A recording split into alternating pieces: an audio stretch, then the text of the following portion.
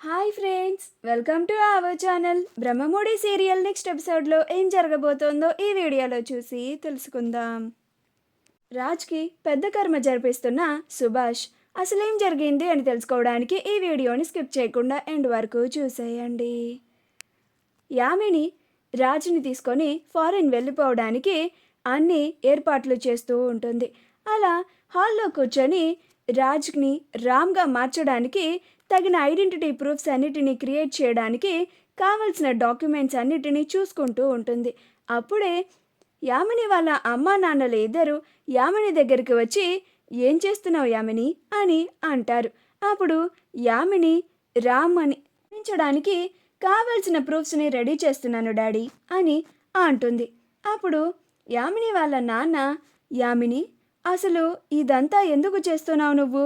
రాజ్కి అసలు నిజం గుర్తుకు వచ్చిందంటే తన గతంలో నిజంగా నువ్వు తన మరదలివి కాదని తెలిసిన రోజు నిన్నస్సలు క్షమించడు అని అంటాడు. అప్పుడు యామిని, రాజ్కి గతం గుర్తు రానివ్వను కదా డాడీ, అదే గుర్తు వచ్చిన నాడు రాజ్ నిజంగా రామే అని ఎలా నమ్మించాలో నాకు బాగా తెలుసు. అప్పుడు ఈ ప్రూఫ్స్ అన్నీ నాకు బాగా ఉపయోగపడతాయి. అందుకనే కదా నేను రాజ్ని తీసుకొని ఫారిన్ వెళ్ళిపోవాలని అనుకుంటున్నాను అని అంటుంది. అప్పుడు యామిని వాళ్ళ నాన్న, మరి ఇంత సెల్ఫిష్గా ఎందుకు బిహేవ్ చేస్తున్నావు బేబీ అని అంటాడు. అప్పుడు యామిని, నేను సెల్ఫిష్ డాడ్, రాజ్ విషయంలో చాలా సెల్ఫిష్. ఎందుకంటే రాజ్ నాకు మాత్రమే దక్కాలి. అదే ఇక్కడ ఉంటే తన కుటుంబంలో ఎవరో ఒకళ్ళు రాజ్ నేను బయటికి వెళ్తూ ఉన్నప్పుడు చూసే ప్రమాదం ఉంది. అదే నేను ఫారెన్కి తీసుకెళ్ళిపోతే అక్కడ నేను రాజ్ ఇద్దరం మాత్రమే ఉంటాము, ఒకరికి ఒకరు బ్రతుకుతాము. రాజ్ నన్ను పెళ్లి చేసుకొని నేనే తన భార్య అనుకొని నాతో సంతోషంగా జీవితాన్ని పంచుకుంటాడు. ఇంకా ఫారెన్లో అయితే వాళ్ళ కుటుంబం వాళ్ళు చూస్తారు అని బాధ కూడా ఉండదు నాకు. తనకి ఒక గతం ఉంది అని రాజ్కి గుర్తు రానివ్వకుండా నేను తనని అంత సంతోషంగా చూసుకుంటాను అని అంటుంది. అప్పుడు యామిని వాళ్ళ అమ్మ, శభాష్ బేబీ, ఏం చేసినా నువ్వు అల్లుడు గారు సంతోషంగా ఉండడమే మాకు కావాల్సింది. మీరిద్దరు సంతోషంగా ఉంటే మాకు అంతకన్నా ఇంకేం కావాలి అని అంటుంది. అప్పుడు యామిని వాళ్ళ నాన్న, ఇలానే సపోర్ట్ చేయి, అది ఏం చేసినా కానీ ఇలానే నువ్వు సపోర్ట్ చేస్తూనే ఉండు అని అక్కడ నుంచి కోపంగా వెళ్ళిపోతాడు. అప్పుడు యామిని వాళ్ళ అమ్మ, మీ నాన్నతో నేను మాట్లాడుతానులే కానీ నువ్వు నీ పని చూసుకో అని యామిని వాళ్ళమ్మ అక్కడ నుంచి వెళ్ళిపోతుంది. అప్పుడు యామిని ఆ డాక్యుమెంట్స్ అన్నిటినీ చూసుకుంటూ ఉంటుంది. అలా రాజ్ని రామ్గా నమ్మించడానికి ఐడి ప్రూఫ్స్ అన్నీ క్రియేట్ చేస్తూ ఉంటుంది. దుగ్గిరాల కుటుంబం అంతా రాజ్ని గుర్తు చేసుకుంటూ బాధపడుతూ ఉంటుంది. కావ్య కూడా చాలా బాధపడుతూ ఉంటుంది. తను చెప్పేది ఎవరు నమ్మడం లేదని, తనని ఒక పిచ్చిదానిలా చూస్తున్నారు అని చాలా బాధపడుతూ ఉంటుంది.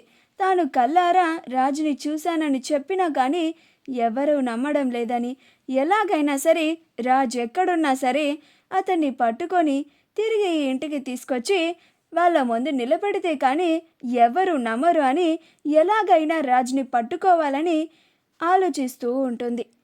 కావ్య వాళ్ళ గదిలో ఉంటుంది. అందరూ హాల్లో ఉండి రాజ్ గురించే ఆలోచిస్తూ బాధపడుతూ ఉంటారు.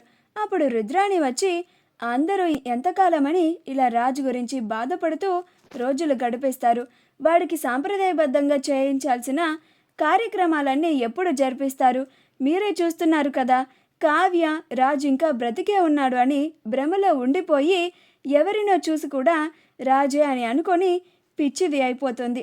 మీరు ఆ కావ్యని ఇలా వదిలేస్తే ముందు ముందు ఇంకా పిచ్చి ముదిరిపోతుంది. మీరు రాజ్కి జరిపించాల్సిన కార్యక్రమాలు త్వరగా జరిపించి ఆ కావ్య మెడలో ఉన్న మంగళసూత్రాన్ని తీయించేస్తే అప్పుడన్నా తను కొంచెం వాస్తవంలోకి వస్తుంది అని అంటుంది. అప్పుడు స్వప్న, నిజంగా అలా చేస్తే కావ్య ఊరుకుంటుందా అని అంటుంది. అప్పుడు రుద్రాణి, కావ్య ఊరుకోకపోయినా మనం జరిపించక తప్పదు అని అంటుంది. అప్పుడు ఇందిరాదేవి రుద్రాణి చెప్తుంది కూడా నిజమే కదా, మనం సాంప్రదాయబద్ధంగా రాజ్కి పెద్ద కర్మ జరిపించాలి. అది రేపే జరిపిద్దాము సుభాష్. ఈ విషయం కావ్యకి తెలియకుండా జరిపిస్తేనే మంచిది, లేకపోతే కావ్య గోల గోల చేస్తుంది అని అంటుంది. అప్పుడు సుభాష్ అలాగే అమ్మా అని అంటాడు. అప్పుడు ప్రకాశం నేను ఏర్పాట్లన్నీ చూసుకుంటానమ్మా అని అంటాడు. అపర్ణ ఇంకాస్త బోరున ఏడుస్తూ ఉంటుంది. అలా అందరూ కలిసి కావ్యకి తెలియకుండా రాజ్కి పెద్ద కర్మ జరిపించాలి అని నిర్ణయించుకుంటారు. రాజ్ కావ్య గురించే ఆలోచిస్తూ ఉంటాడు. నా కారు దగ్గర కళ్ళు తిరిగి పడిపోయిన అమ్మాయి ఎవరై ఉంటుంది? ఆమెను చూస్తూ ఉంటే బాగా తెలిసిన వ్యక్తిలాగా అనిపిస్తోంది. నేను రోజు చూసే మొహంలాగా అనిపిస్తూ ఉంది. అసలు ఎవరు అయి ఉంటుంది తను అని కావ్య గురించే ఆలోచిస్తూ ఉంటాడు. యామిని రాజ్ని దూరం నుంచి చూసి రాజ్ అంతలాగా ఆలోచిస్తోంది తన గురించే అని భ్రమపడి నవ్వుకొని మురిసిపోతూ అక్కడ నుంచి వెళ్ళిపోతుంది. మరుసటి రోజుకి రాజ్కి పెద్ద కర్మ జరిపించడానికి ఏర్పాట్లన్నీ చేస్తారు. అలా కావ్యకి తెలియకుండా కావ్యని తన రూమ్లో ఉంచేసి అందరూ గార్డెన్లో రాజ్కి పెద్ద కర్మ జరిపిస్తూ ఉంటారు. అలా సుభాష్ పూజ చేస్తూ ఉంటాడు. కావ్య మంచినీళ్ళ కోసం కిందకి వస్తుంది. అలా హాల్లోకి వచ్చి చూస్తే ఒక్కరు కూడా కనిపించరు. ఇదేంటి, ఎక్కడికి వెళ్ళారు అందరూ అని అనుకుంటూ ఇల్లంతా వెతుక్కుంటూ ఉంటుంది. అత్తయ్య, మావయ్య, అమ్మమ్మ, స్వప్నక్క, అప్పు, చిన్నమావయ్య, చిన్నత్తయ్య అని పిలుస్తూ ఉంటుంది. ఎవరిని పిలిచినా కానీ ఏ ఒక్కరూ వినిపించుకోరు, ఉలకరు పలకరు. అప్పుడు కావ్య అలా అందరినీ వెతుక్కుంటూ బయటికి వచ్చి చూస్తుంది. బయటికి వచ్చి చూడగానే రాజ్కి పెద్ద కర్మ జరిపించడం చూస్తుంది.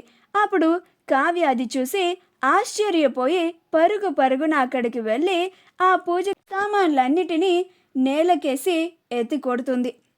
అలా అక్కడ పూజ చేసే ప్రాంగణం దగ్గర అంతా మొత్తం చల్లా చెదురు చేసేసి రాజ్ ఫోటోకి ఉన్న దండని పీకి పాడేసి రాజ్ ఫోటోని ముందుగా అక్కడి నుంచి తీసుకొని నా భర్త బతికే ఉన్నాడు అని చెప్పినా కానీ మీరందరూ నాకు తెలియకుండా తర్పణాలు వదులుతున్నారా?